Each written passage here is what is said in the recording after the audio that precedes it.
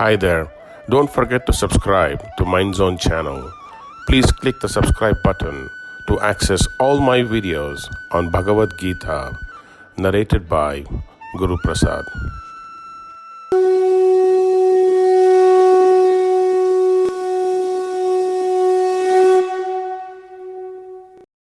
Chapter 1 of the Srimad Bhagavad Gita, Arjuna Vishada Yoga, or the Yoga of Arjuna's Dejection.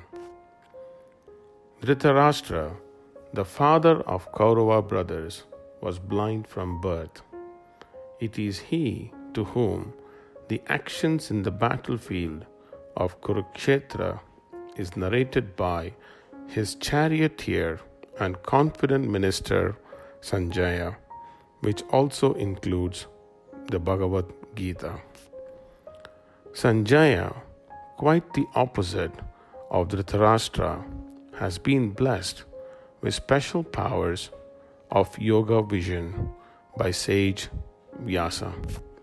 Therefore, although he is not present on the battlefield, he can see all that happens there. Prior to the beginning of the epic battle, Sanjaya describes the battlefield arrangements to Dhritarashtra.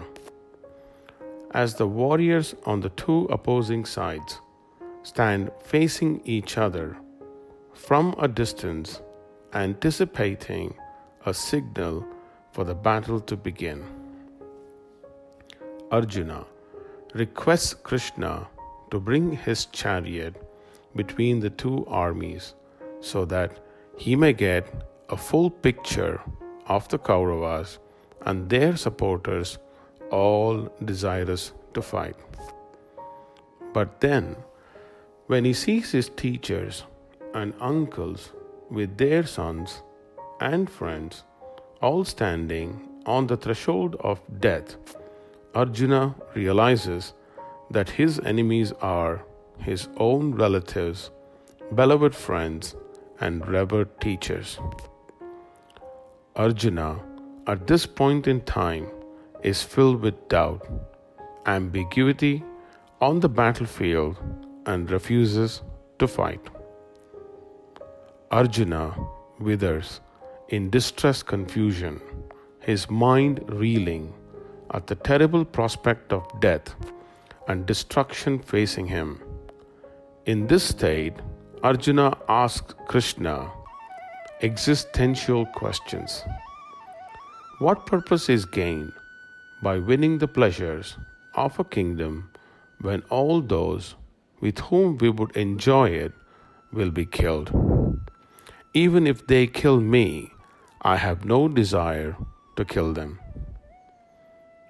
Arjuna goes on to present several reasons why he should not fight in the battle. These arguments mainly about the devastating social consequences of so many men being killed and leaving behind unprotected women.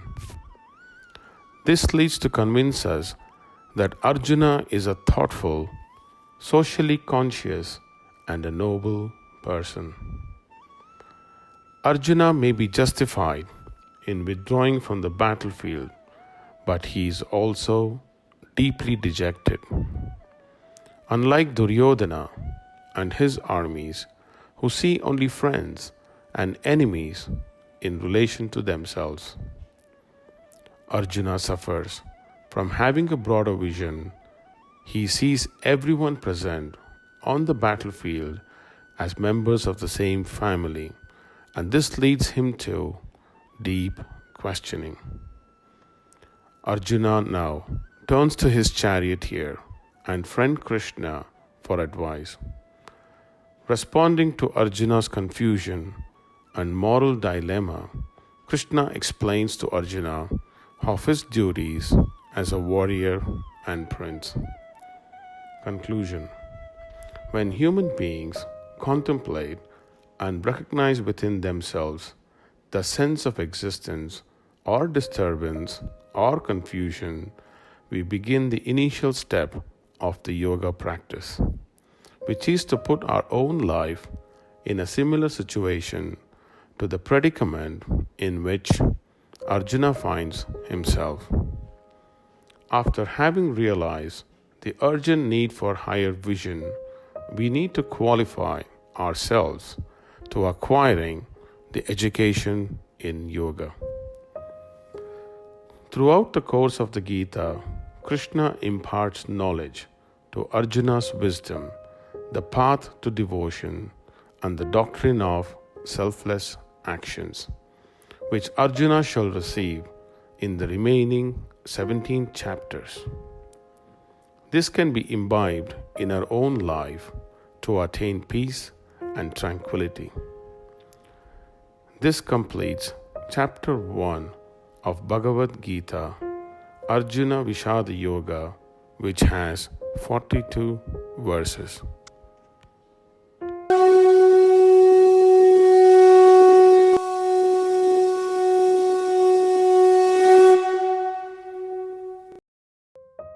Chapter 2 of the Srimad Bhagavad Gita, Sankhya Yoga, or the Yoga of Analysis.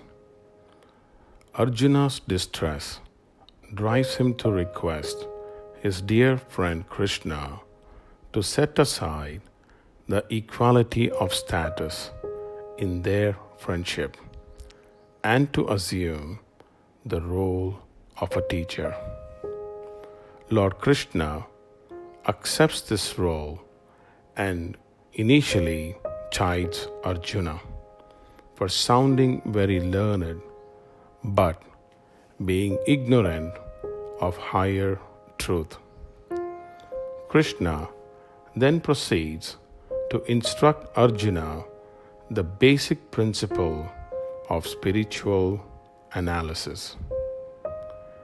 Krishna goes to advise and to distinguish between the temporal physical and mental body on one side and the atemporal non-physical and supermental self on the other side. To further clarify this, Krishna provides analogies from common experiences, such as we take off old and worn clothes and redress in our new clothes. Similarly, the atemporal self abandons the temporal body when it no longer functions, accepting a new temporal body, which is generally born into another family from that of the previous body. Based on this analogy, Krishna argues that Arjuna need not be anxious and in distress about the imminent death of the warriors he now faces. Krishna explains, even if the warriors are killed, the self or Atma in those warrior bodies will in fact not die, as the all living selves are indestructible. Krishna talks about a warrior in a righteous battle is awarded a place in heavenly realms if his body is killed, and therefore there is nothing for Arjuna to worry about. Krishna persuades Arjuna to fight in this battle out of concern for his own pride and reputation as a warrior. If Arjuna withdraws from the battlefield, he will be looked down by other warriors, and this would be a fate worse than death. Krishna does not press this point about Arjuna's reputation as a warrior any further in the Gita. Krishna rather provides a summary of yoga practice by which one may realize through experience the truth about self or Atma as distinct from the body. Krishna names this yoga practice as Buddhi Yoga or the Yoga of Discernment, a word that Krishna uses several times in this section, chapter 2 of the Gita. Buddhi suggests awakening and alertness. By developing alertness in distinguishing between what is temporary or one's own body and the activities of mind, and what is not temporary or the essential principle of life or Atma. This self-realization is the first important accomplishment of yoga practice which is attained. This attainment is freedom from the command and demands of the mind by which one is constantly disturbed amidst the fluctuations of life, feelings of happiness and distress. With such freedom of mind comes freedom from the command of the senses. Krishna describes an example of an accomplished yogi who practices yoga as the one who is standing in wisdom or sthita prajna. Krishna provides a striking analogy to help understand the state of consciousness of such a person. Just as water constantly pours from rivers into the undisturbed ocean, similarly, all kinds of desires may enter a person who is adept in yoga. The yogi attains peace and does not pursue desires. In other words, the accomplished practitioner of yoga does not identify himself or herself with the constant stream of desires, knowing that desires are nothing but desires of the senses to enjoy temporary pleasures, or desires of the mind to enjoy temporary pleasures through thoughts pleasing to the mind. Conclusion. Chapter 2 sets forth the most essential principles in understanding of yoga, upon which it is based as a whole. The key principle of yoga in this chapter is analysis or sankhya, by which one learns to deeply question the received wisdom of the world. The received wisdom is what we as human beings must identify within our own physical body and mind to achieve a successful, happy life. Buddhi Yoga serves to encourage direct experience of the truth, to identify one's Atma by enabling ourselves to rise above the temporary life in this world. This completes chapter 2 of Bhagavad Gita, Sankhya Yoga, which has 72 verses.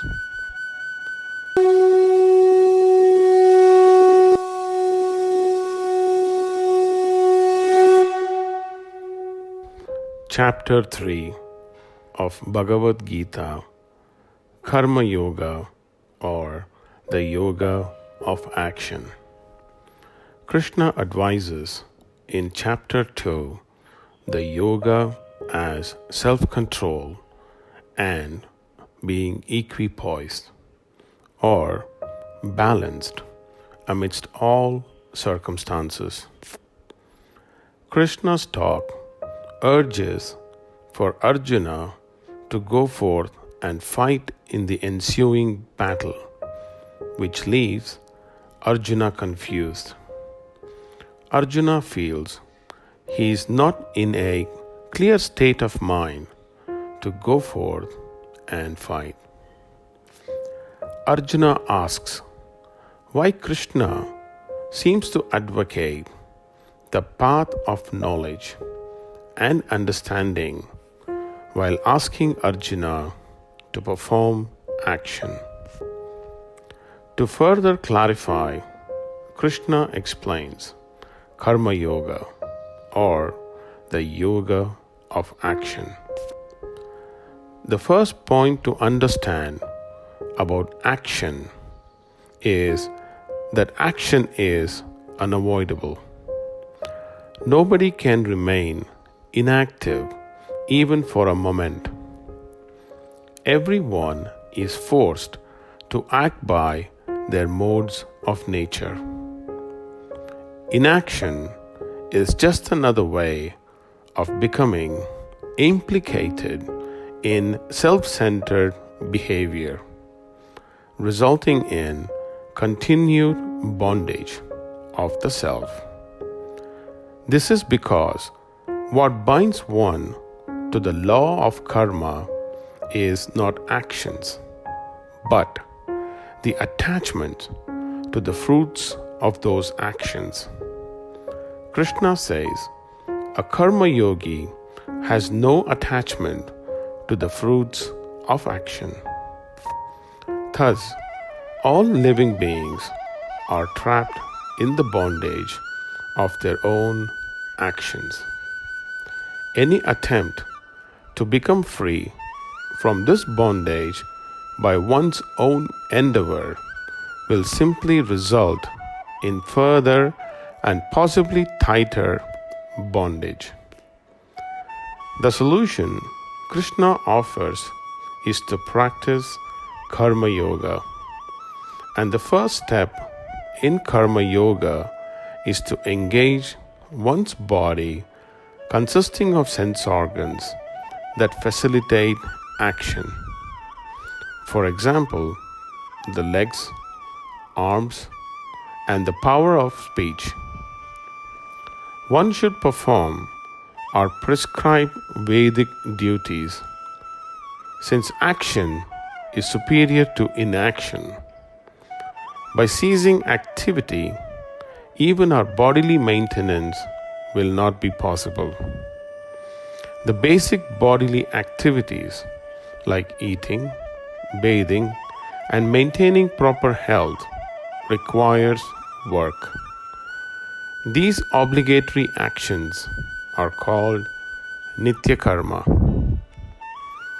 Work must be done as yajna or sacrifice to the Supreme Lord. Otherwise, work causes bondage in this material world.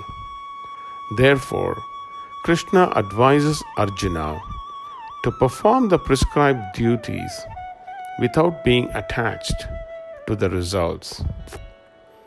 Work done for the enjoyment of one's senses and the gratification of one's pride is the cause of bondage in the material world, while work performed as yajna or sacrifice for the pleasure of the Supreme Lord liberates one from the bonds of Maya and attracts divine grace.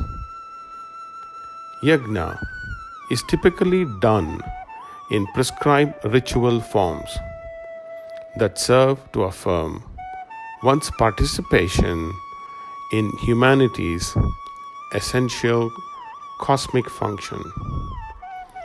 Importantly, such acts must be performed without attachment for any results or benefits gained from them. Then only one can become free from the bondage of karma. In the concluding verses of this chapter, Arjuna asked Krishna, by what is a person impelled to act wrongly or improperly, or by force, or even without intending to do so? Krishna responds, the cause of such actions is desire or lust, kama, and anger, krodha, arising from the modality, guna, of passion. This condition is, in turn, caused by the covering of one's innate knowledge of the self's true, eternal nature. Krishna says that to lift this covering, one must act with careful discrimination or buddhi in order to conquer the enemy. Conclusion. Chapter 3 brings the sense of purification, neutralization, and transformation to the concept of yoga, whereas action or karma normally causes bondage for human beings. If we, as human beings, perform in the spirit of sacrifice or yajna, by which one connects oneself to the cosmic God, then actions become purified and neutralized of any reactions. Action becomes transformed into spirit, benefiting both the atemporal self and the entire world. This completes chapter 3 of Bhagavad Gita, Karma Yoga, which has 43 verses.